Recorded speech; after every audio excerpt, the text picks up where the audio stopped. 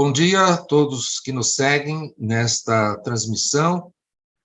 Eu sou Gildo Magalhães, sou o diretor do Centro de História da Ciência da USP, e esta é mais uma palestra dentro do âmbito da História das Ciências.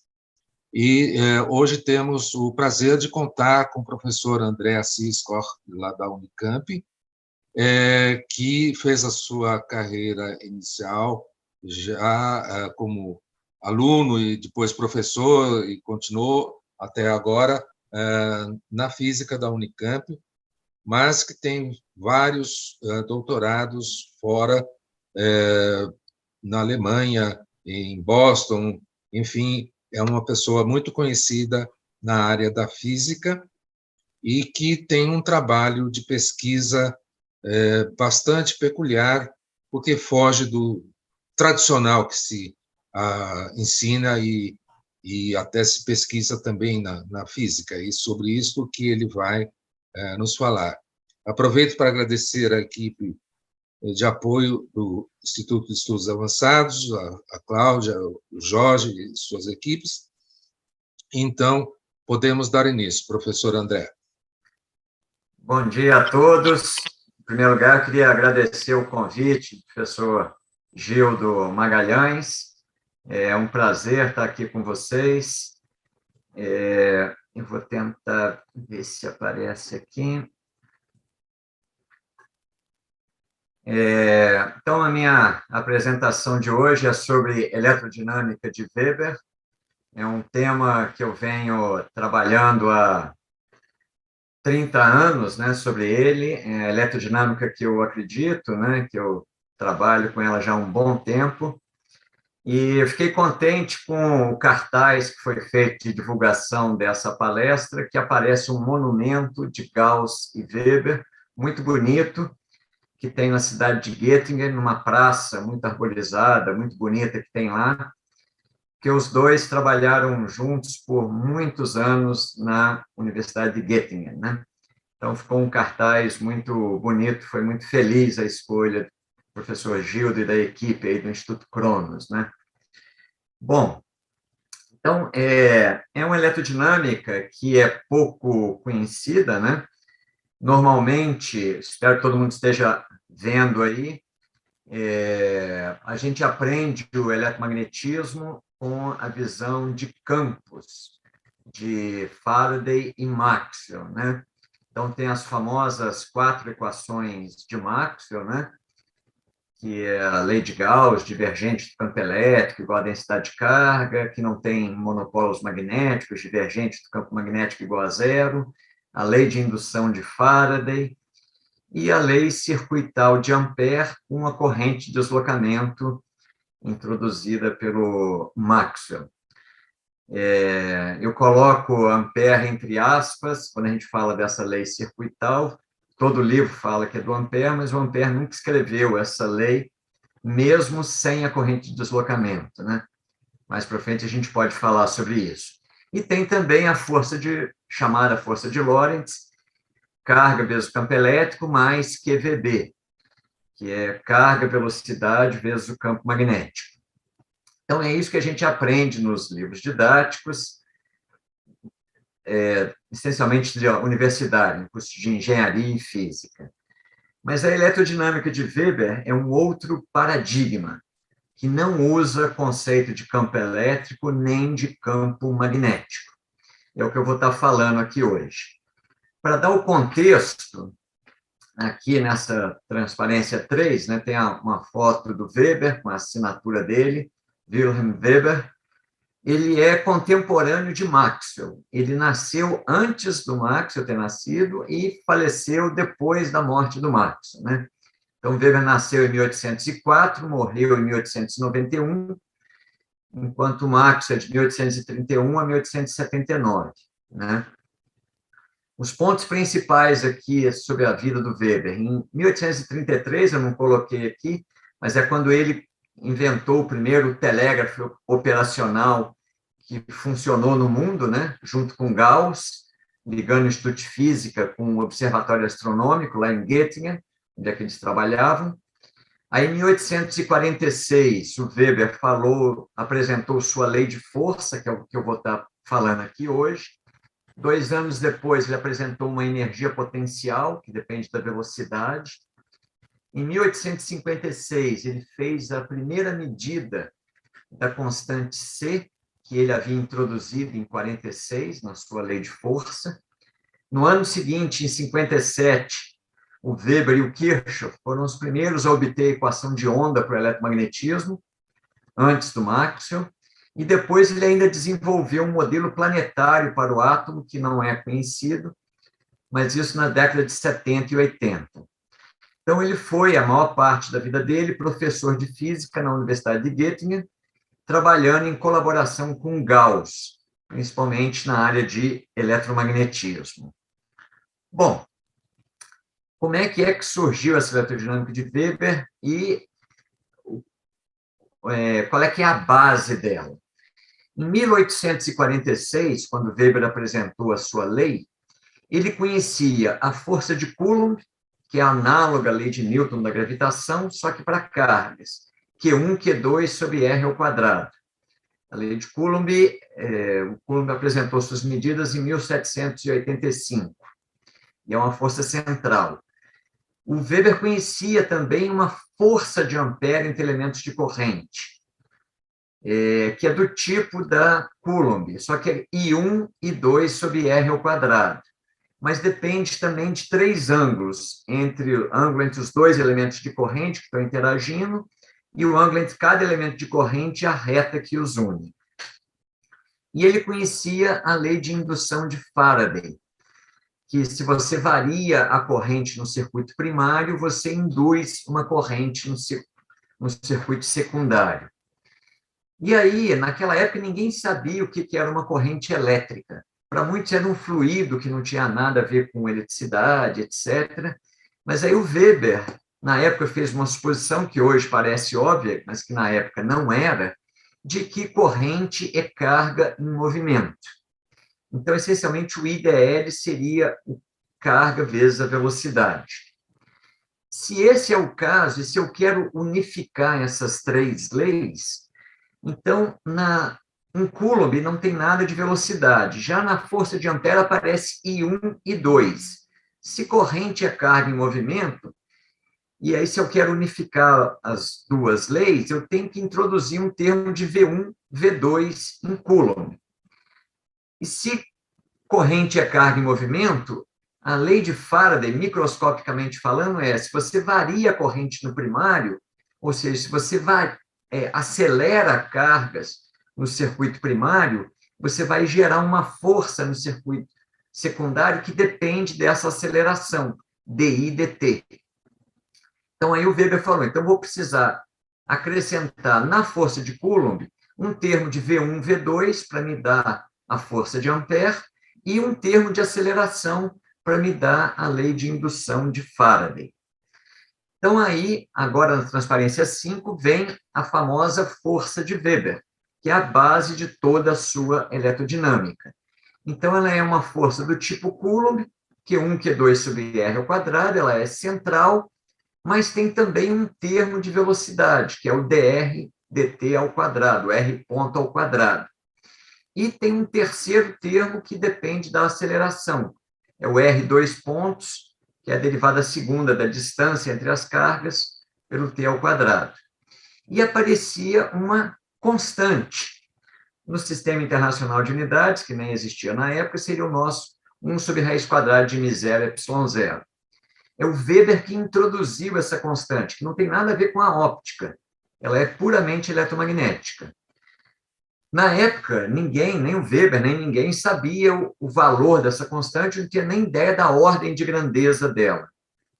E 10 anos depois, o Weber foi o primeiro a medir essa grandeza, uma experiência muito famosa, e ele encontrou o valor 3 vezes 10 a 8 metros por segundo, mostrando uma ligação da óptica com o eletromagnetismo antes do Maxwell, né? Então, isso daí surgiu da eletrodinâmica do Weber, com o próprio Weber, que introduziu a constante e foi o primeiro a medi-la com uma precisão muito grande, né?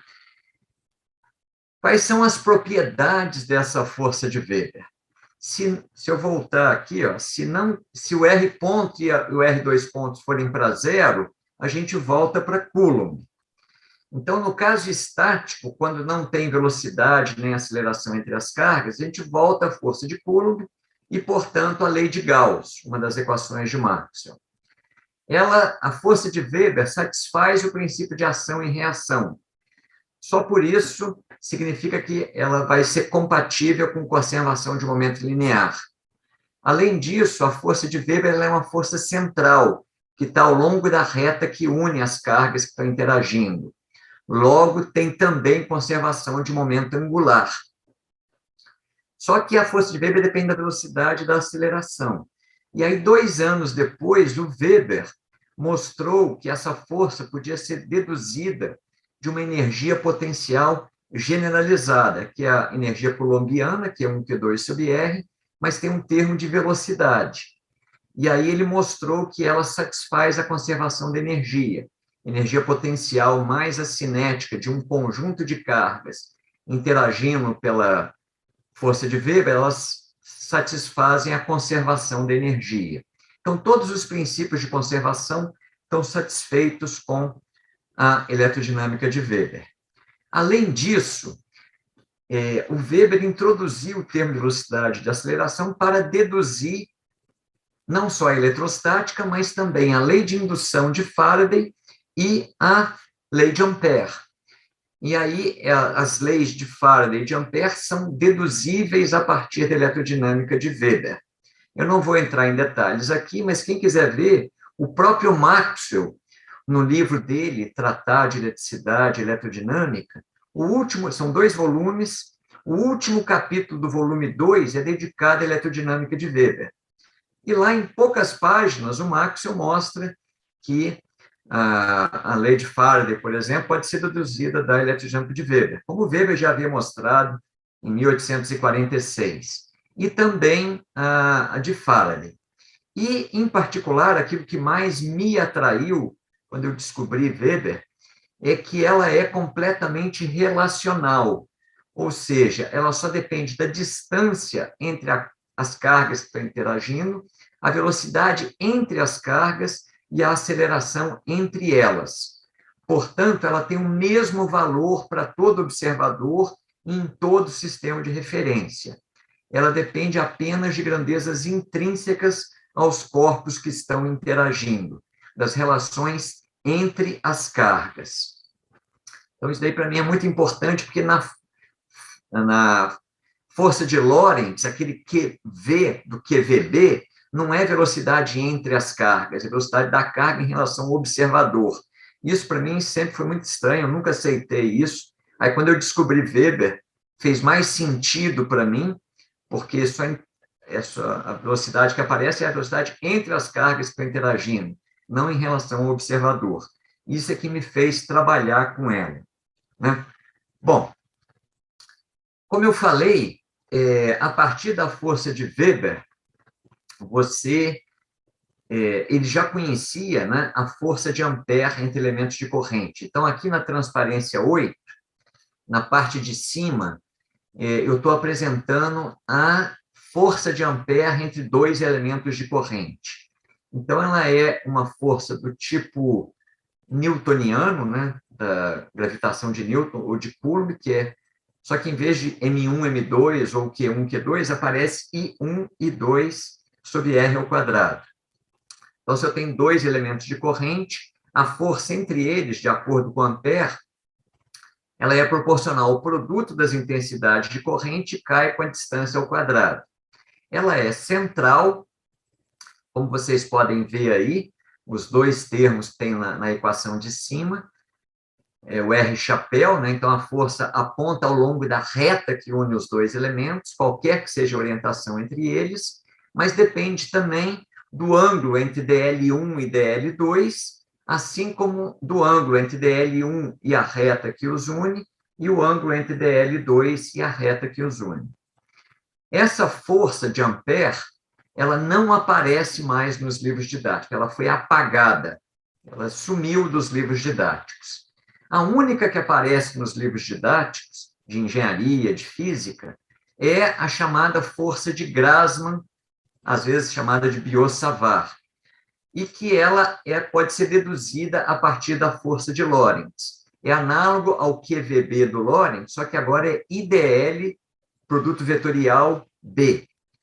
E esse B, a expressão dele aparece, embora não falasse de campo magnético, por um Biot-Savart, aparece um outro produto vetorial.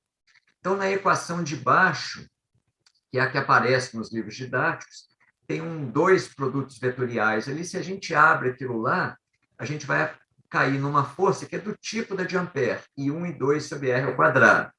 Só que o primeiro termo, dL1 escalar dL2, R chapéu, na força de Ampère tem um coeficiente 2, que não tem na força de Grassmann. E tem um segundo termo lá na força de Grassmann, que não é central. Então, a lei que aparece nos livros didáticos, que é essa do Grassmann foi um matemático, nunca fez nenhuma experiência de eletromagnetismo, pelo menos não se conhece, né? Ele inventou produto vetorial e aí criou essa lei aí abstrata. O Ampère não, ele era experimental, né? Então, elas são diferentes. Então, para ver a diferença entre elas, aqui na transparência 9, eu estou mostrando 3 casos. O primeiro é quando eu tenho 2 elementos que estão ortogonais entre si. E aí, se eu calculo com Ampère a força do 2, que é vertical, atuando no 1 horizontal, o 2 com Ampère não vai fazer força, o 2 no 1, nem o 1 no 2. Já com Grassmann, a que a gente aprende nos livros, o 2 vai exercer uma força no 1 para cima, e o 1 não vai fazer uma reação no 2. Então, a força que tem nos livros didáticos não satisfaz o princípio de ação e reação entre elementos de corrente. Uma outra situação em que elas dão diferente é quando os 2 elementos estão alinhados, apontando no mesmo sentido. Por exemplo, um fio comprido. 2 elementos de corrente desse fio, de acordo com Ampère, devem se repelir. O da esquerda empurra o da direita para a direita e o da direita empurra o da esquerda para a esquerda. Eles devem se afastar. Já de acordo com Grassmann, eles não exercem força um no outro. Então, são 2 leis bem diferentes. Mas elas têm algo que torna elas parecidas. Quando você calcula a força de um circuito fechado, de uma forma qualquer, atuando num elemento de um outro circuito, as duas dão o mesmo resultado. Então, se eu tenho 2 ou mais circuitos fechados, não dá para eu distinguir as duas. Mas aí, nos últimos anos, têm sido feitas muitas experiências para tentar distinguir as duas num circuito único. E aí eu vou mostrar aqui algumas experiências. Aqui é na transparência 10. Lá em cima, à esquerda, é uma experiência devido ao próprio Ampère. Quando ele descobriu, chegou na força dele entre elementos de corrente, que 2 elementos alinhados deveriam se repelir, ele montou essa experiência que ficou conhecida como ponte de Ampère. Então, ali, lá em cima à esquerda, eu tenho um circuito fechado ligado numa bateria e eu tenho 2 tinas com mercúrio líquido e um circuito metálico que conecta as 2 pontes. Quando eu fecho o circuito e passa a corrente, essa ponte anda, ela flutua em cima dessa tina de mercúrio, se afastando da bateria. Segundo Ampère, era uma repulsão entre a parte AB e BC, que está lá na figura, e também uma repulsão entre EF e FG. Uma experiência análoga é o pêndulo de impulso eletromagnético. No caso do Ampère, era corrente contínua. No caso do pêndulo, a gente tem um banco de capacitores. Quando eu fecho a chave ali, e aí passa a corrente no circuito, o pedaço BCDEF da direita, ele se afasta do pedaço da esquerda. E, na prática, eles colocam ele despendurado, e aí ele é como se fosse um pêndulo, ele sofre um impulso para cima, e aí, medindo a altura que ele vai, dá para você saber a força de repulsão que ele estava sofrendo. E uma outra experiência mais recente, que assim tem sido muito explorada recentemente, é a de explosão de fios. Aí eu tenho um banco de capacitor e uma chave. Quando eu fecho a chave, vai ter faíscas ali no fio fininho que está ali embaixo, né? Nas extremidades dele, vai fechar o circuito de corrente, e aí esse fio fininho vai se romper em diversos pedaços. E dá a impressão que o fio está sob tração, né? Como se ele estaria sendo quebrado por causa disso. Então, são experiências recentes que têm sido feitas para distinguir Ampère e Grassmann. O próprio Maxwell conhecia a força de Grassmann, e no Tratado de Eletricidade e Magnetismo, ele faz a seguinte comparação entre a força entre elementos de corrente de Ampère, de Grassmann e duas outras que o próprio Maxwell criou. Palavras do Maxwell. Dessas 4 suposições diferentes, a expressão de Ampère é, sem dúvida alguma, a melhor, por ser a única na qual a força entre os dois elementos é não apenas igual e oposta, mas também ao longo da linha reta que os une. O Maxwell também fez a seguinte avaliação sobre o Ampère. A investigação experimental pela qual Ampère estabeleceu as leis da ação mecânica entre elementos de corrente é um dos feitos mais brilhantes na ciência. O conjunto de teoria e experiência parece como se tivesse pulado, crescido e armado do cérebro do Newton da eletricidade. O conjunto é perfeito na forma e de precisão irrefutável, e está resumido em uma fórmula a partir da qual todos os fenômenos podem ser deduzidos, e que tem de sempre permanecer como a fórmula mais importante da eletrodinâmica. Isso é o Maxwell. Apesar do Maxwell ter falado isso, nos livros didáticos a força de Ampère sumiu. Ela não aparece mais nos livros didáticos, embora o Maxwell tenha dito que ela deveria sempre permanecer como a lei cardial da eletrodinâmica. A gente pode discutir isso aí mais para frente. Eu não vou entrar em detalhes aqui. Quem quiser saber mais detalhes, tem 2 livros sobre isso. Tem um livro sobre cálculo de indutância e de força em circuitos elétricos, com o colega Marcelo Bueno, comparando Ampère e Grassmann, e a gente tem uma tradução da obra principal do Ampère, tanto para o português quanto para o inglês.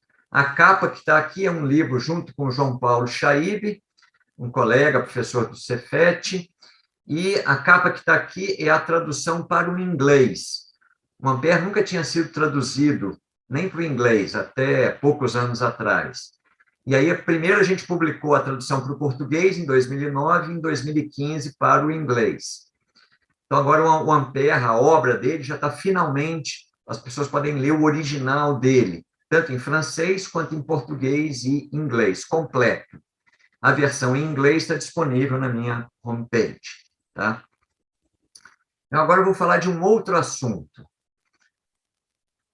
sobre a eletrodinâmica de Weber. Agora é com corrente variável. O Weber, como eu falei, o cartaz que foi colocado chamando essa palestra é um monumento de Gauss e Weber que está lá em Göttingen. O Gauss e o Weber construíram o primeiro telégrafo operacional do mundo, em 1833. 25 anos depois, o Weber foi o primeiro a obter a equação do telegrafista, uma equação teórica descrevendo a propagação do sinal de telégrafo ao longo do fio. E o Kirchhoff também publicou um trabalho, foram trabalhos independentes, e os dois utilizando a eletrodinâmica de Weber. O Kirchhoff também trabalhava com a eletrodinâmica de Weber.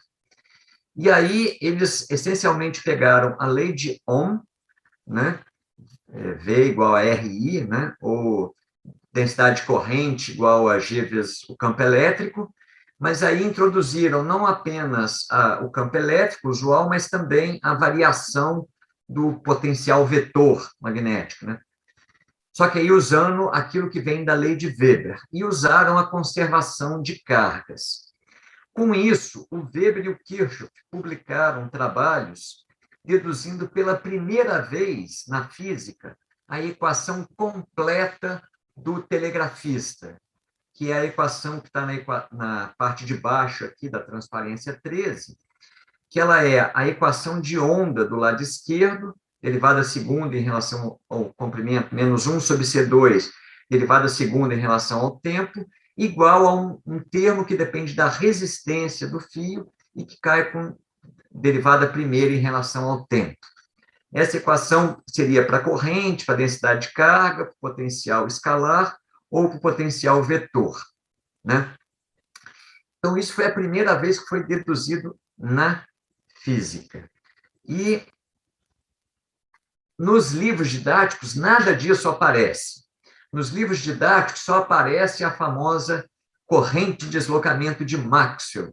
Aparece a chamada lei circuital, que é chamada de Ampère, mas Ampère nunca escreveu ela, rotacional de B igual a μ0J, e o Maxwell teria introduzido a famosa corrente de deslocamento 1 sobre C2 dE dt. Mas esse C que aparece na corrente de deslocamento, de onde que o Maxwell tirou? Ele não inventou isso. Quem introduziu esse C, que é 1 sobre raiz quadrada de μ0ε0, foi o Weber, na sua força em 1846. E a primeira medida, o valor dessa constante C, que ninguém sabia, foi o próprio Weber que mediu em 56 e publicou no Annalen der Physik e também em outras publicações. E encontrou 3 vezes 10 a 8 metros por segundo, que é a velocidade conhecida na época, a velocidade da luz no espaço, né, no meio interplanetário, etc., né? E as medidas desde o Homer, do Fizeau e tal, todas dando esse valor aí de 3 vezes 10 a 8. E o Maxwell sabia que o Weber, e não Maxwell, é quem tinha deduzido a equação de onda. E aparece essa mesma constante C, do eletromagnetismo, não é da óptica. Então, a constante C foi introduzida pelo Weber, o valor foi pela primeira vez medido pelo Weber, que encontrou a velocidade da luz, e a dedução teórica de uma equação de onda no eletromagnetismo também foram o Weber e o Kirchhoff usando a eletrodinâmica de Weber. Encontraram a equação de onda com aquele C do eletromagnetismo que se tinha o mesmo valor que a velocidade da luz. Nada disso aparece nos livros didáticos, mas é um fato histórico que está comprovado pelas publicações originais do Weber e do Kirchhoff antes do Maxwell. E o Maxwell tinha conhecimento de todos esses trabalhos, porque ele os cita nos seus artigos e no seu livro Tratado de Eletricidade e Magnetismo. Bom, qual é a principal diferença entre Weber e Lorentz? A força que aparece nos livros didáticos é a chamada força de Lorentz, QE mais QVB. Então, essa força depende da posição da carga teste e da velocidade da carga teste, é o V, né? Velocidade da carga Q, né? Mas não tem nenhuma componente na força de Lorentz que depende da aceleração da carga teste. Já com a eletrodinâmica de Weber, aparece um termo que depende da posição, da velocidade e da aceleração da carga teste. Então, aqui eu já vou mostrar algumas coisas que têm a ver com essa distinção entre Weber e Lorentz. Como eu falei, com Weber você tem conservação de momento linear, angular e energia. Você deduz a lei de Gauss, lei de Coulomb, você deduz a força de Ampère entre elementos de corrente, a chamada lei circuital de Ampère, que vem da força de Ampère, você deduz a lei de indução de Faraday. Então, o conjunto das equações de Maxwell está lá em Weber, você tem a equação de onda. Então, assim, embora seja um paradigma bem diferente, totalmente diferente de Maxwell e Faraday, você chega em muitos resultados similares. Mas tem alguma maneira de distinguir? Então, como eu falei, tem possíveis experiências para distinguir, tentando distinguir Ampère e Grassmann, e tem alguns também tentando distinguir a força de Lorentz da força de Weber. E aí tem a ver com essa componente da força de Weber, que depende da aceleração da carga teste, e não tem uma componente análoga em Lorentz.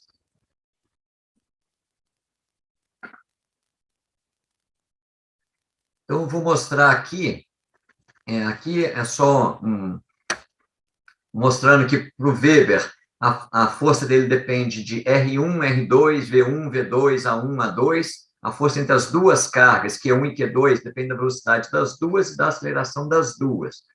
Mas a força de 2 em 1 de Lorentz, que a gente aprende nos livros, só depende do posição, velocidade da carga teste. Não tem nenhuma componente que dependa do A1, na aceleração da carga teste. Bom, e é essa componente que fez com que Weber, na década de 1870 e 80, chegasse num modelo planetário para o átomo, bem antes do Bohr. 30, 40 anos antes do Bohr. Eu vou tentar mostrar aqui em poucas a essência desse modelo planetário do Weber. Então, eu tenho força igual a massa vezes aceleração, segunda lei de Newton. Vamos usar aqui a força de Weber, que é 1 Q2 sobre R ao quadrado, mas tem um termo de velocidade e um de aceleração. Se as velocidades são pequenas comparadas com a da luz, eu posso esquecer o termo de R ponto ao quadrado. Ele vai quase para zero. Mas tem um último termo em Weber, que é R2 pontos sobre C ao quadrado. Então, aquele R vai cortar com R ao quadrado, então esse último termo cai com 1 sobre R. E o C ao quadrado sai para fora. Então, esse termo tem uma aceleração. O R2 pontos é como se fosse uma aceleração. Então, esse termo, eu posso escrever ele, essa componente, essa última componente de Weber, como sendo uma massa de Weber vezes a aceleração da partícula teste. E esse mW, que seria a massa de Weber, então, olhando para a equação lá de cima, seria o Q1, Q2 sobre 4πε0, o C ao quadrado, que vai aparecer, só que ele cai só com 1 sobre R. Tá? Isso daqui tem unidades de massa. Então, isso aqui é uma massa de Weber. Aí eu posso passar esse termo de massa de Weber para o lado direito. Então, eu vou cair na equação como se fosse a força de Coulomb, né? Mas agora seria QE, e vai ser massa menos a massa de Weber A. Tá? Então, eu só estou escrevendo aqui a segunda lei de Newton, supondo uma força entre duas cargas do tipo de Weber. Então, eu vou cair como se fosse Q1, Q2, Coulomb igual a MA. Só que agora é uma massa efetiva, que é a massa usual, por exemplo, do elétron, menos essa massa de Weber. Então, eu posso... essa massa de Weber, MW, né? Então, ele é proporcional a Q1, Q2. Se forem cargas de mesmo sentido, essa massa de mesmo sinal, né? Duas positivas ou duas negativas, essa massa de Weber é positiva. Então, aquele M menos MW pode ir para zero, e essa massa de Weber cai com 1 sobre R. Então, quando aquele R é muito pequeno, essa massa de Weber vai dominar em relação à inércia usual do elétron. Então, eu posso calcular, o Weber calculou, teria uma distância crítica, a partir da qual duas cargas de mesmo sinal passariam a se atrair em vez de se repelir. Né? Então, essa distância crítica que o Weber calculou a partir da eletrodinâmica dele, a gente pode calcular o tamanho dela, por exemplo, se eu tiver 2 pósitrons, né? E aí a gente calcula que essa distância crítica é 10 a menos 15 metros. Na época, o Weber não conhecia o pósitron nem o elétron, então ele só fez um cálculo teórico, mas ele viu que se duas cargas de mesmo sinal estão muito próximas, elas vão se atrair. E aí, baseado nisso, ele fez uma previsão fantástica de que os átomos poderiam ser constituídos por um núcleo composto de cargas de mesmo sinal positivas, que, embora elas tenham cargas positivas, elas vão se atrair se elas estiverem muito próximas entre si.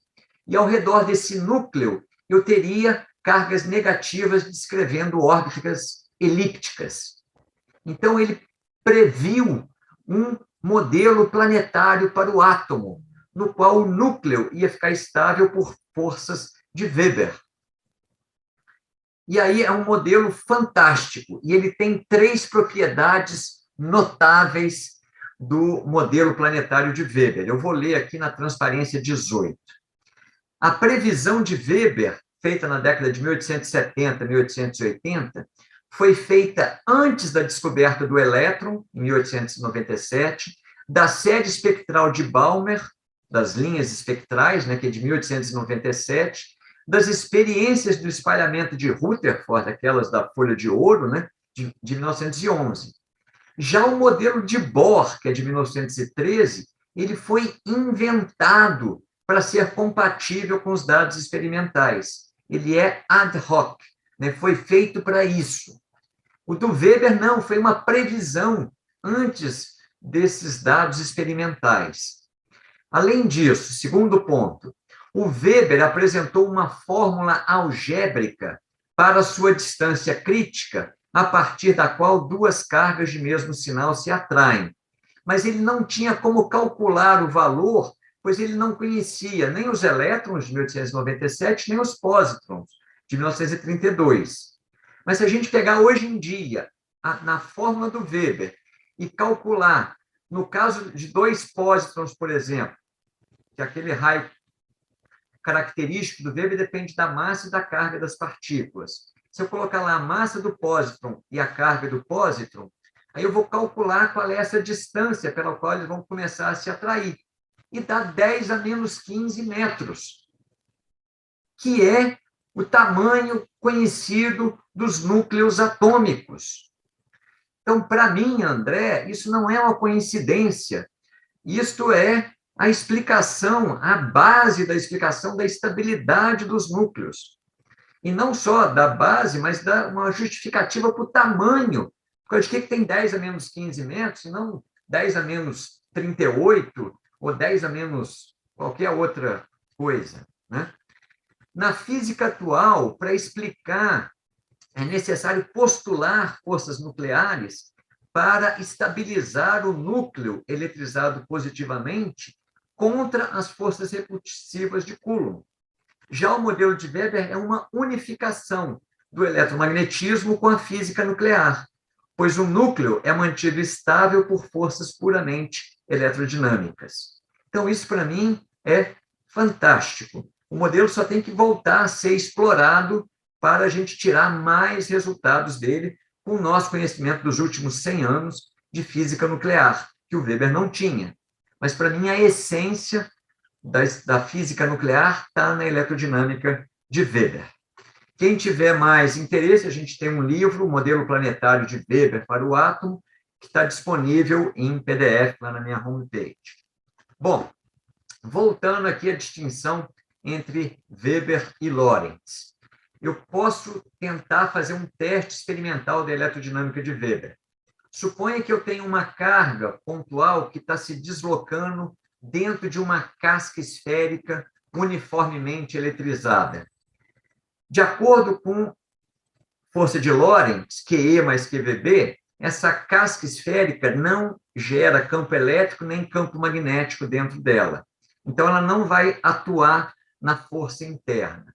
Já de acordo com Weber, quando eu integro, vai aparecer uma força da casca esférica sempre que a carga interna estiver acelerada.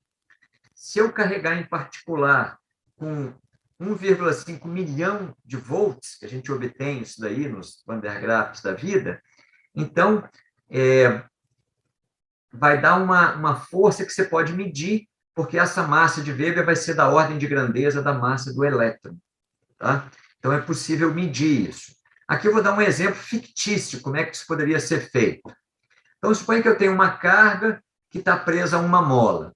Se eu tiro ela da posição de equilíbrio e deixo ela oscilar, ela vai oscilar com a frequência K sobre M, tá? Oscilador harmônico simples. Agora eu coloco essa mola e essa carga teste dentro de uma casca uniformemente carregada. E aí coloco a molinha para oscilar de novo. Será que vai mudar a frequência?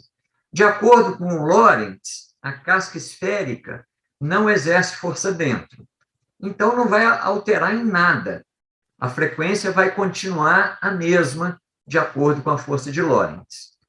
Já de acordo com Weber, a casca esférica que está ao redor da mola e da carga teste vai exercer uma força na carga teste que está acelerada lá dentro, que ela está vibrando lá dentro, que vai ser do tipo MA, só que agora é massa de Weber A. E aí você pode passar isso daí para o segundo lado lá da lei de Newton, segunda lei de Newton do movimento. Então, você vai ter menos Kx mais Mw igual a Na, passa o M para o lado direito, e aí você vai ter que a frequência vai mudar. Então, a frequência de oscilação da carga teste deve mudar. Tá? Então, este tipo de... Essa é uma previsão. Aqui é só um exemplo teórico, né? Mas estão começando, finalmente, né, nos últimos anos, estão começando, depois de 250 anos aí da eletrodinâmica de Weber, né, de 150 anos aí da eletrodinâmica de Weber, a gente está começando, finalmente, a tentar testar esse tipo de efeito, que é uma diferença entre Weber e Lorentz, né? Então, ao longo dos próximos anos e décadas, espera-se que venham novas experiências nesse sentido. Bom, e se agora eu colocar essa minha casca que está ao redor da minha carga teste, que está lá dentro, né? Se eu colocar essa casca esférica para girar, nesse caso, se eu faço a conta com o eletromagnetismo clássico, é como se eu estivesse dentro de um solenoide infinito. Essa casca esférica uniformemente carregada, girando com ômega constante, vai gerar dentro dela um campo magnético uniforme, apontando ao longo do eixo de rotação. Vai ter um B, um campo magnético lá dentro. E aí, de acordo com Lorentz, vai ter, nesse caso, vai ter uma força na carga teste, que vai ser o QVB. Tá?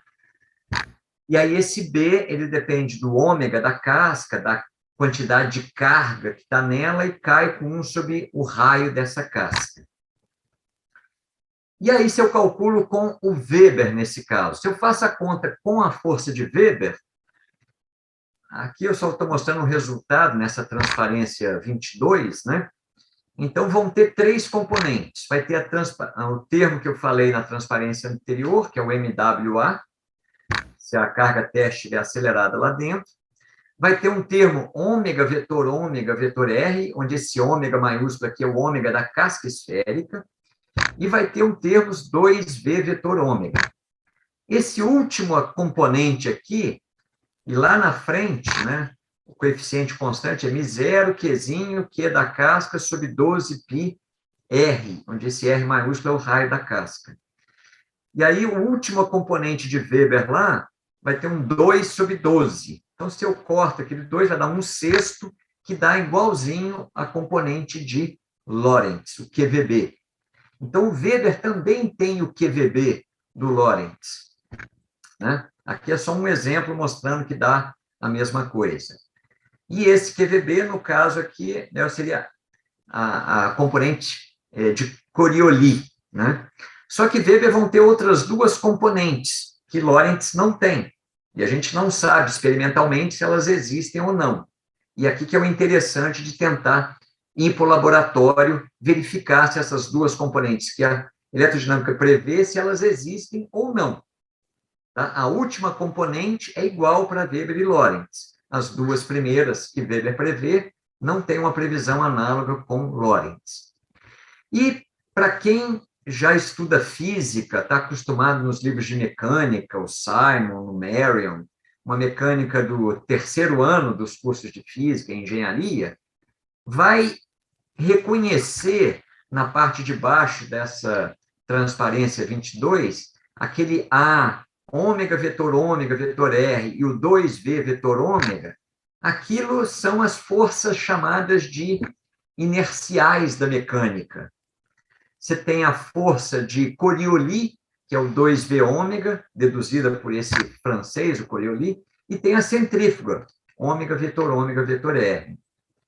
E é este resultado aqui, que eu não vou entrar em detalhes aqui, mas que se a gente aplica uma lei de Weber para a gravitação, supondo que a lei de Newton, M1, M2 sobre R ao quadrado, deveria ser corrigida por termos de velocidade de aceleração do tipo da eletrodinâmica de Weber, sempre que tiver uma velocidade ou aceleração entre as massas que estariam interagindo, aí a gente passa a entender que esses termos das forças fictícias que aparecem, por exemplo, no referencial da Terra, afetam o pêndulo de Foucault ou causam um achatamento da Terra no referencial da Terra, a gente entende ela como sendo forças reais, que surgiriam da rotação das estrelas e galáxias ao redor da Terra. E isto é a base da mecânica relacional. Então, esse daqui é um livro que eu publiquei, né, que chama Mecânica Relacional e Implementação do Princípio de Mach com a Força de Weber Gravitacional.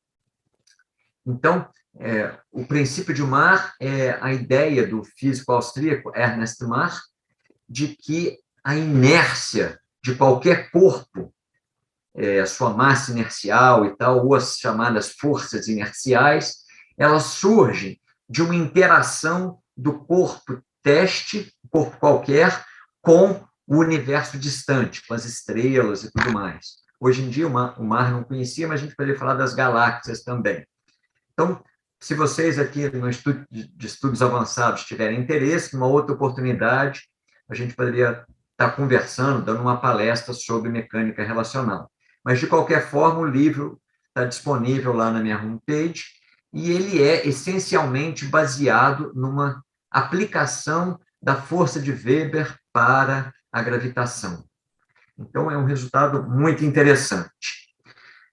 Para quem tiver interesse também, nós acabamos de publicar, em 2021, com a colaboração de colegas da Alemanha, dos Estados Unidos, da Áustria e tal, uma tradução comentada das principais obras de Weber em eletrodinâmica, do alemão para o inglês. Quase nada havia sido traduzido do Weber, assim como o Ampère não tinha sido traduzido, quase nada do Coulomb, né? E do Weber também quase nada, só tinham 2 artigos do Weber. E aí a gente publicou esse livro, eu editei, mas a maior parte das traduções são esses colegas aí, da Áustria, da Alemanha, dos Estados Unidos. Então, são 4 volumes grandes e tem as principais obras do Weber, inclusive seus 8 principais trabalhos sobre medições eletrodinâmicas, tem traduções de obras do Gauss, do Kirchhoff, da equação do telegrafista, que eu falei aqui, do Karl Neumann e de outros. Então, são esses 4 volumes, estão traduzidos e comentados, tá? Tem capítulos comentando essa medida do Weber, da constante C, etc. Então, eles estão disponíveis lá na minha homepage. Então, agora, mesmo que a pessoa não saiba alemão, ela pode ver em inglês as obras do Weber comentadas, uma quantidade imensa de notas de rodapé e de referências, de bibliografia dos trabalhos originais do Kirchhoff, do Neumann, do Weber e tal, em alemão. Então, em conclusão, essa é uma eletrodinâmica extremamente poderosa, conservação dos momento linear, angular, energia, dedução de Faraday, Ampère, Gauss, etc., equação de onda, e, nos últimos anos, tem havido um interesse renovado nessa eletrodinâmica de Weber, no mundo inteiro, tanto por motivos teóricos quanto experimentais. Então, mais uma vez, eu queria agradecer o convite gentil do professor Gildo Magalhães para estar falando com vocês aqui hoje no Instituto de Estudos Avançados da USP, e fico à disposição aí para responder perguntas ou trocar ideias sobre o tema. Obrigado.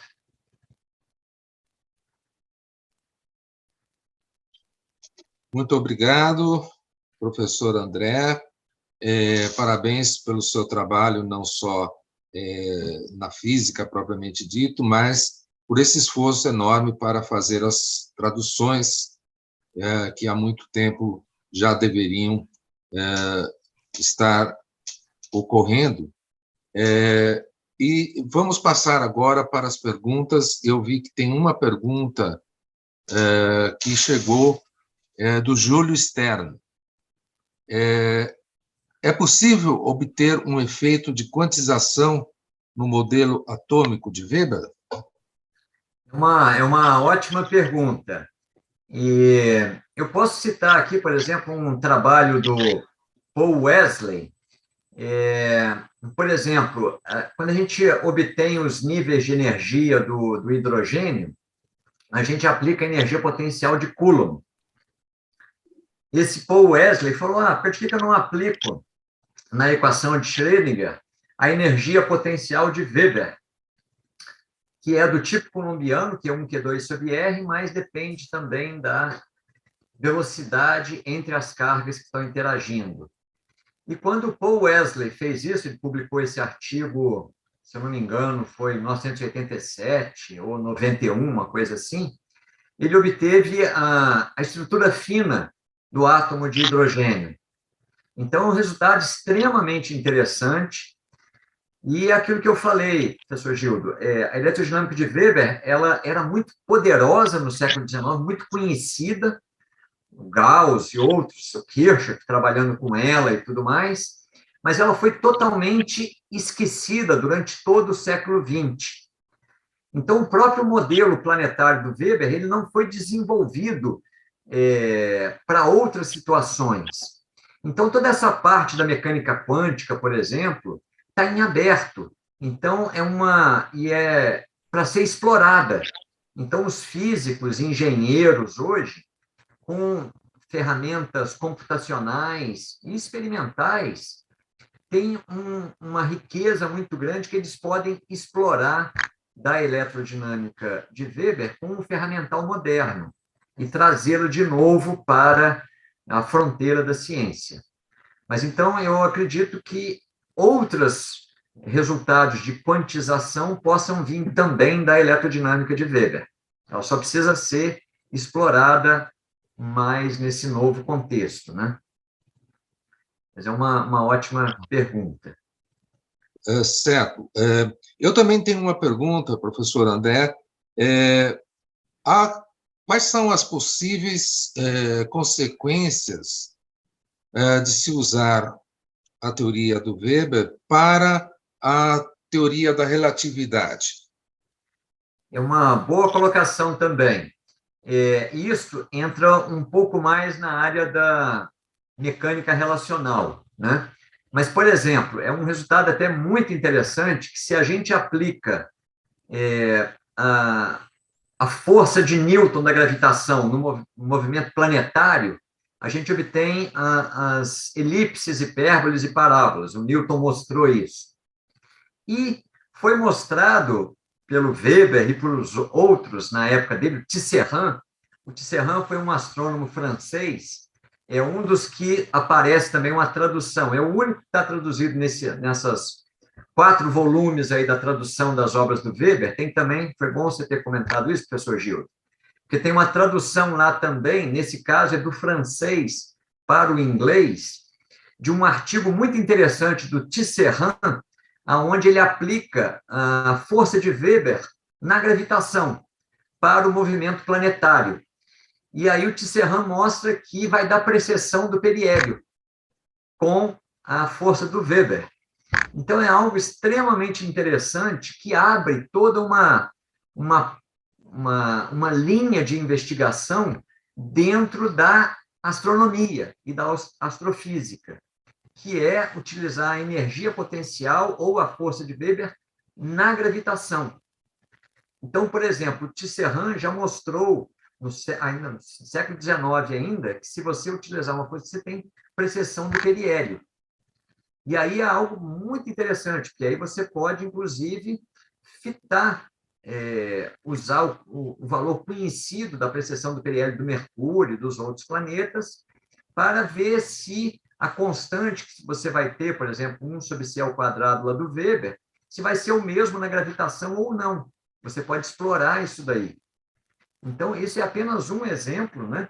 Mas, assim, vários outros. Eu acho que poderia ser aplicado, por exemplo, para a curva das galáxias, na curva de rotação das galáxias, tem o famoso platô que se obtém, né, nas curvas de rotação, e aí o pessoal tenta falar de matéria escura e tudo mais, mas, de repente, pode ser que seja a lei newtoniana da gravitação que tenha chegado a seu limite, que se você tiver outras componentes na força de Newton da gravitação, pode ter um decaimento exponencial, pode ter termo de velocidade, de aceleração, essas outras componentes podem ser relevantes, por exemplo, para distâncias do tamanho de uma galáxia. Então, de novo, eu acho que são portas que se abrem que a gente pode explorar, tanto do ponto de vista, no caso, observacional da astronomia, mas de cálculos teóricos computacionais, né? Eu gostaria só de mencionar aqui, professor Gildo, você mencionou rapidamente, a gente estava conversando um pouquinho antes da palestra, que você conheceu, né, na Alemanha, né, o professor Lawrence Hecht. E é legal porque eu também, quando eu estive lá na Alemanha, ele esteve lá uma época me visitando, nós estivemos lá em Göttingen e, inclusive, fomos ver, tem um museu da ciência belíssimo lá na Universidade de Göttingen, e tem boa parte dos instrumentos que o Weber utilizou, e o Gauss também, né, estão preservados lá nesse museu da Universidade de Göttingen, né? E aí era o professor Boyerman que coordenava, hoje já é outra pessoa e tudo mais, mas nós estivemos lá visitando e tal, e o Lawrence Hecht mora lá nos Estados Unidos e tal, e ele colaborou comigo nessa publicação da tradução comentada do alemão para o inglês das obras de Weber sobre eletrodinâmica, né? Aí eu trabalhei com ele na edição de um trabalho do Gauss, fundamental, de 1832, em que o Gauss introduziu o sistema absoluto de unidades no eletromagnetismo, que é o que vai dar origem depois ao sistema CGS, às vezes até chamado de sistema CGS gaussiano, e o Weber é que vai dar continuidade a isso. Boa parte das pesquisas experimentais do Weber é de introduzir esse sistema de unidades absolutos para medida de corrente, carga elétrica, resistência e força eletromotriz. E aí, junto com o Lawrence Hecht, ele também ajudou a traduzir algumas das obras, por exemplo, a do Karl Neumann, onde o Karl Neumann, trabalhando com a eletrodinâmica de Weber, foi o primeiro a introduzir a lagrangiana e a hamiltoniana de Weber. Então, um trabalho fundamental, que foi também a primeira vez que se teve uma hamiltoniana e lagrangiana dependentes da velocidade, né? Então, isso daí teve início com a eletrodinâmica de Weber, numa discussão que houve na época muito pesada, muito envolvida, do Helmholtz com o Weber e os weberianos, digamos assim, né? Aí o Karl Neumann participou e outros participaram, né? E foi muito... Foi uma discussão que acabou gerando uma controvérsia muito grande. O Maxwell também se envolveu, se Weber conservava ou não energia. Esse é o motivo até pelo qual o Maxwell criticava Weber durante 20 anos. Ele falou, no trabalho, Weber é ótimo, conserva o momento linear, energia e tal, deduz Coulomb, deduz Faraday, deduz Ampère, o Maxwell falando, mas ela tem um problema, que ela não conserva energia, e tal. É por isso que eu não sigo Weber, e aí foi pelo caminho do Faraday. E, no final, o Maxwell estava errado. O Weber conseguiu convencê-lo, finalmente, de que a eletrodinâmica de Weber satisfaz a conservação de energia, e aí o Maxwell, finalmente, em 1871, mudou o ponto de vista que ele escrevia nos artigos dele, e aí, quando ele escreve seu livro mais importante, o Tratado de Eletricidade e Magnetismo, no último capítulo que ele dedica a Weber, ele gasta algumas páginas lá para mostrar que Weber satisfaz conservação de energia. Mas, de qualquer forma, teve também um fruto positivo dessa controvérsia, que foi o trabalho do Karl Neumann, que aí ele introduziu a lagrangiana e a hamiltoniana de Weber, que depois deram origem a todas as outras que a gente usa até hoje no eletromagnetismo, QAV e tal, aquilo lá, tudo que... Então, teve... Para nós, historiadores, é bastante curioso e até importante investigar por que desse esquecimento do Weber ao longo do século XX. O que é que está por detrás disto? Não parece que tenha sido apenas uma questão de opiniões individuais, pode ser, talvez, entendido como um esforço até nacionalista, do ponto de vista é uma dos ótima ingleses. colocação, professor Gildo. E é um tema muito complexo que ainda deve ser explorado com mais profundidade. Mas, assim, o Maxwell, por exemplo, o Maxwell é uma pessoa fantástica. Embora ele siga uma outra linha, né, essa do Faraday, de campos e tudo mais, mas ele tem um respeito e uma admiração enormes pelo trabalho de Weber. A pessoa que ele mais cita no tratado, junto com Faraday, é Weber. Se você olha lá no índice remissivo e tal, e sempre elogiando Weber, e Weber, e Weber. Ele fala várias vezes, elogia a precisão com que o Gauss e Weber introduziram no eletromagnetismo, com seus eletrodinamômetros, seus instrumentos de precisão que até então não existiam, né? Essa medida do Weber, dessa constante C, que não se sabia nem a ordem de grandeza, e o Weber obtém com uma precisão fantástica uma constante que podia valer 10 a 5 metros por segundo, 10 elevado a 5 metros por segundo, ou 10 elevado a 40 metros por segundo, e ele obtém 3,1 vezes 10 a 8 metros por segundo, um trabalho dificílimo de ser feita a medida e tal. Então, isso assim, o Marx elogia demais o Weber como um grandíssimo físico experimental, né? Mas aí teve toda uma controvérsia do Weber com Helmholtz, em particular, e do lado inglês, quem se juntou ao Helmholtz foi o Kelvin, William Thomson, né? E aí tem um livro do Thomson, do Kelvin e do Tate, P.J. Tate, onde eles falam da eletrodinâmica de Weber, ele fala, mas essa teoria aqui, ela é essencialmente perigosa, porque ela não só leva, um ponto de vista diferente do deles, né? Mas ele fala que ela é perigosa porque ela dá não só a conservação de momento, etc., e tudo mais, mas porque com ela a gente chega nas leis de Gauss, de Ampère e de Faraday. Ou seja, ela é perigosa porque ela é boa demais. Então, ela fala que ela é danosa para a física. Aí depois vai o Helmholtz e traduz esse livro do Kelvin para o alemão. E aí é muito interessante. Em 1881, professor Gildo, teve o primeiro congresso internacional para definir o nome das unidades. Newton para força, volta para voltagem, né? Ampere para corrente, Coulomb para carga e tal. E estava tudo certo, todo mundo sabia que a unidade de corrente ia ser chamada Weber, por causa da importância do Weber, do eletrodinamômetro, de todo mundo, né? Mas aí, nessa reunião, o Weber não estava presente, era vivo ainda, o Maxwell tinha acabado de morrer, morreu de câncer, igual a mãe dele, com poucos anos e tal. Se o Maxwell estivesse lá, provavelmente a gente hoje estaria medindo correntes em Webers e não em Ampere. E aí foi uma decisão do Helmholtz, que era o representante alemão, e do Kelvin, que era o representante inglês, de dar o nome da unidade de corrente Ampere e não Weber.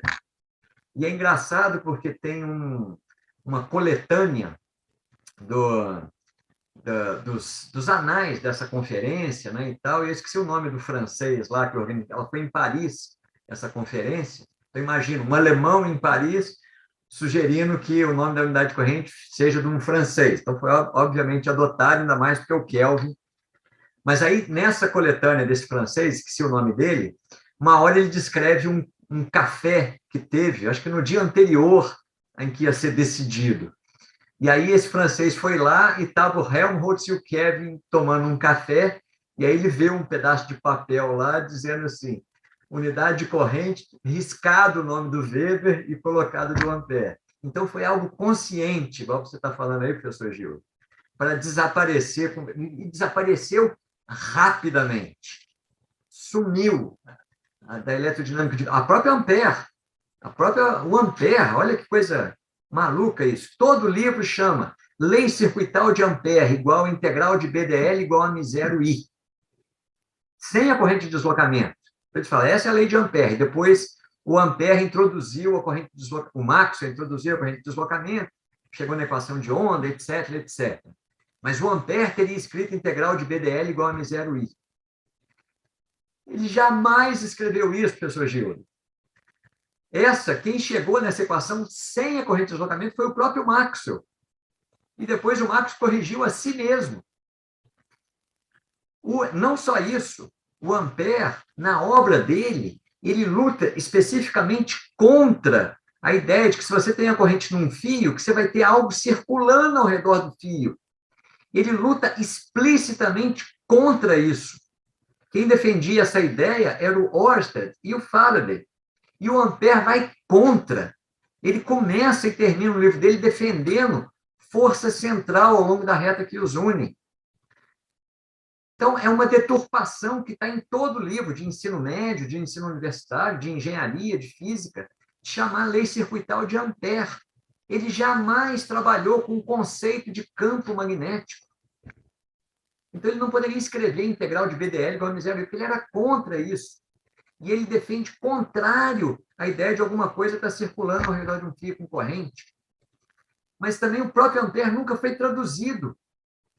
Todo mundo fala, ele é uma das unidades fundamentais por causa do Helmholtz e do Kelvin, né, contra o Weber, mas aquilo que se chama de Ampère, ele ia dar pulo no túmulo dele, porque ele lutou contra aquilo, e dá o nome dele de uma coisa que ele lutou contra. Então, a história da ciência tem que ser recontada, e os historiadores têm um papel fundamental aqui, professor Gildo. Então, tomara que mais gente entre nesse campo para entender esse abandono, não só de Weber, mas também de Ampère, durante todo o século XX. Sim, é muito interessante, porque as pessoas, às vezes, pensam que as controvérsias são apenas dessa ciência mais recente. E nós sabemos que não. Existem assuntos controversos na física, na mecânica clássica, vamos dizer, que ainda não estão bem equacionadas e resolvidas. E essas controvérsias, elas reaparecem de vez em quando, não é? Mostrando que é preciso voltar atrás e estudar essas personalidades, como você mencionou. E eu queria até aproveitar, professor André, porque do que eu sigo, eu vejo que o seu trabalho tem bastante repercussão no exterior. Uhum. Eu queria perguntar se isto também é a situação no Brasil. Quer dizer, o seu trabalho tem muita repercussão no Brasil ou não? Se não tiver, a que se deveria isto? Então, aí tem duas coisas. Tem uma certa repercussão no Brasil, mas eu diria assim, menor daquilo que eu imaginava e do esforço que eu tenho dedicado nos últimos 30 anos a trazer a eletrodinâmica de Weber e a força de Ampère à tona novamente, né? Então, eu esperaria que tivesse um efeito maior aqui no Brasil. Mas, assim, ao que me parece, mas também até no exterior também, é que é um desconhecimento. Mais do que uma crítica negativa, tem também, né? Porque o meu trabalho é uma linha, é um paradigma diferente. Não é baseado em campo elétrico e magnético, que está em todos os livros didáticos. É uma outra linha. É aquilo que o Maxwell chama no livro dele de a linha alemã, do Gauss, do Weber, do Neumann, e de outros, né? Do Kirchhoff e tal. E o Maxwell compara as duas e fala que elas têm que estar sempre sendo comparadas, porque são dois paradigmas diferentes.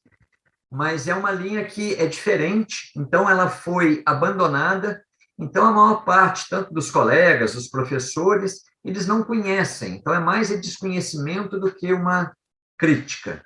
E por parte dos alunos, menos ainda, porque eles só são apresentados aquilo que está nos livros didáticos. E é isso, professor Gildo, que é um esforço muito grande que eu tenho feito para trazer os originais, em particular em português. Porque para o inglês tem quase tudo, embora não tivesse o Ampère, não tivesse o Coulomb, não tivesse o Weber, quase nada, né? Tinha um ou outro trabalho dele só, mas pouquíssimo, até 5 anos atrás, né? O próprio Coulomb, se você olhar as obras do Coulomb lá, eu acho que tem 2 ou 3 artigos de eletricidade e magnetismo em inglês, né? E eu acabei de publicar agora, em 2021, uma tradução comentada das obras do Coulomb, do francês para o português. É um livro de 500 páginas, está lá na minha homepage e tal, e lá eu cito quase tudo que eu sei de Coulomb ter sido traduzido para o inglês. Acho que tem 3 ou 4 trabalhos só lá. Para o alemão, tem 4 das 7 principais memórias do Coulomb. Mas, em português, em particular, tem uma pobreza muito grande. E eu acho fundamental que, principalmente, os alunos tenham contato com os originais, que eles não aprendam apenas por fonte secundária, pelo Halliday da vida, pelo Simon, Marion, que são livros ótimos e tal, mas que eu acho que eles precisam ir na fonte.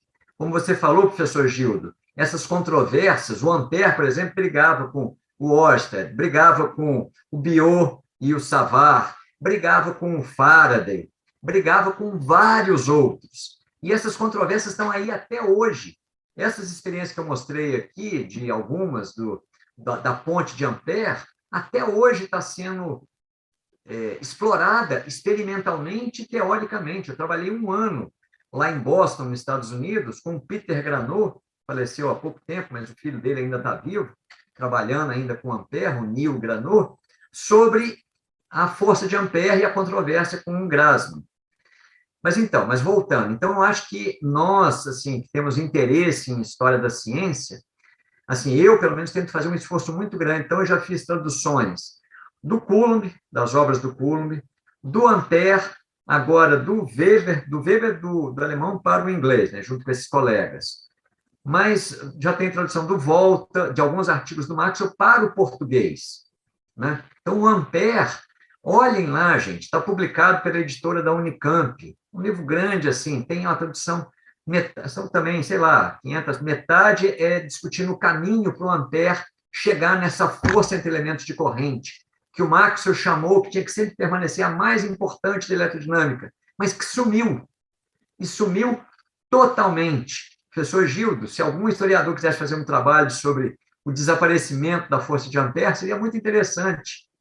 Como que o Maxwell fala que ela tem uma precisão irrefutável, tem que sempre permanecer como a lei cardial, mais importante, e ela desaparece.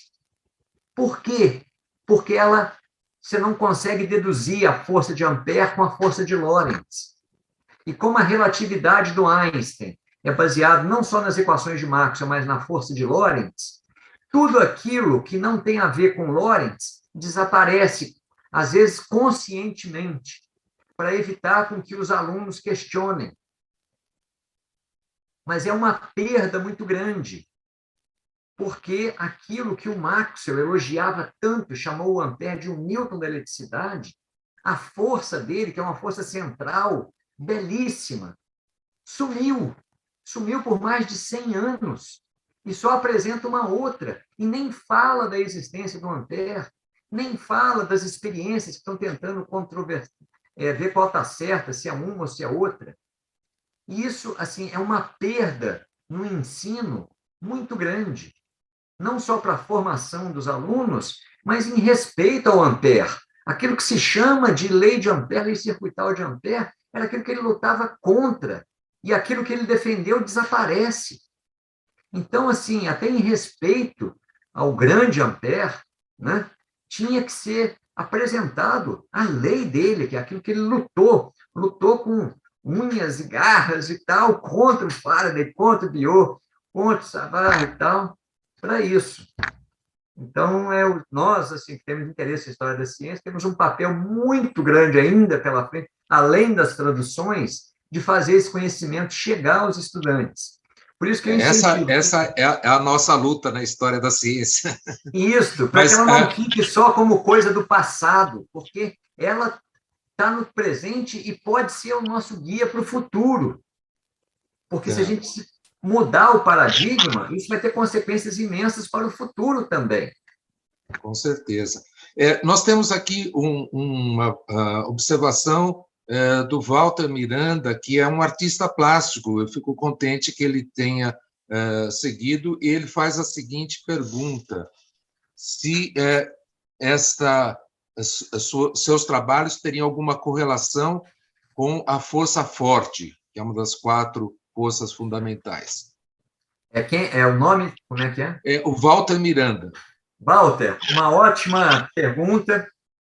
Também fico super contente que um artista plástico esteja assistindo e interagindo isso, interessado nesse tema, né, que é mais técnico e tal, mas tem tudo a ver, Walter, porque na física atual, a ideia, então, é isso. O núcleo são várias cargas positivas que estão lá juntas e tem os elétrons orbitando ao redor. Essas cargas positivas, elas têm o mesmo sinal, então, pela força de Coulomb, elas se repelem. Só que o núcleo é estável, ele não explode, ele está lá, todos os átomos estão aí, a gente é feito de átomos, né? Como que ele não explode? Então, na física atual, foi postulada, foi inventada uma força chamada de força nuclear, para se contrapor à força de Coulomb entre os prótons, por exemplo, que estão dentro do núcleo, de um tamanho muito pequenininho, e estão tendendo a explodir o núcleo. Como ele não explode, então tem que ter alguma força contrária. Então, na física moderna, foi postulado, inventado mesmo, ad hoc, para isso, para explicar a estabilidade do núcleo, foi inventada uma força nuclear, que é dita como uma das 4 forças fundamentais da natureza. E aí, Walter, aquilo que eu mostrei aqui do modelo planetário do Weber, isso é fantástico. O Weber mostrou que, com a sua força eletrodinâmica, que depende da aceleração entre os corpos e com a distância entre eles, que quando 2 cargas de mesmo sinal estão aceleradas e tal, estão interagindo, mas estão muito pertinho uma da outra, em vez de elas se repelirem, porque elas têm o mesmo sinal, 2 positivas, por exemplo, se elas estão muito pertinhos, elas vão se comportar como se elas tivessem uma massa inercial negativa. E aí, embora a força de Coulomb esteja para fora, como a massa efetiva delas é negativa, elas vão se atrair. E aí o Weber fez essa previsão teórica em 1870, 1880, nessas décadas. E aí ele previu mentalmente, publicou isso daí nos trabalhos dele, um modelo em que os átomos teriam núcleos de cargas positivas que estariam uma distância muito pequena entre elas, tal, todos eles teriam massa negativa. E aí a força de Coulomb, em vez de fazer elas se repelirem, elas se atrairiam. Então, elas ficariam em órbitas estáveis, uma ao redor da outra, embora tivessem todas carga positiva. E aí, ao redor desse núcleo, a gente teria os elétrons negativos descrevendo órbitas elípticas. Então, é fantástico, porque o Weber, sem nenhuma das experiências do Rutherford de física nuclear, ele previu aquilo que a gente sabe que é a realidade, que é um núcleo de cargas positivas, só que ele não precisa de força nuclear, porque a eletrodinâmica dele já explica essa estabilidade. E mais do que isso, Walter, se você calcula com que distância que eles vão começar a se atrair 2 pósitrons, ela é uma distância de 10 a menos 15 metros, que é exatamente aquilo que vários anos depois se descobriu como sendo o tamanho do núcleo. Então, para mim, isso não é uma coincidência, Walter. Para mim, André, isso é porque a explicação da estabilidade do núcleo, a essência dela, é porque a interação entre as partículas lá do núcleo satisfazem a eletrodinâmica de Weber. Então, isso daí tem tudo a ver. Foi uma ótima pergunta e fico contente com isso. Muito bem. Bom, devido ao avançado da hora, nós vamos encerrar e, aproveitando, agradeço novamente essa exposição do professor André Assis. Esperamos tê-lo novamente em outra ocasião. E esta conversa vai ser editada e, após, então, esse trabalho, vai estar disponível com todas essas indicações também de bibliografia e acessibilidade na página do professor André, da Unicamp. Então, muito obrigado e desejamos a todos... Eu que agradeço mais uma vez ao professor Gil, do Instituto de Estudos Avançados da USP. Foi um prazer enorme. Muito obrigado. E desejamos a todos, então, uma boa tarde e um bom final de semana. Um abraço. Até.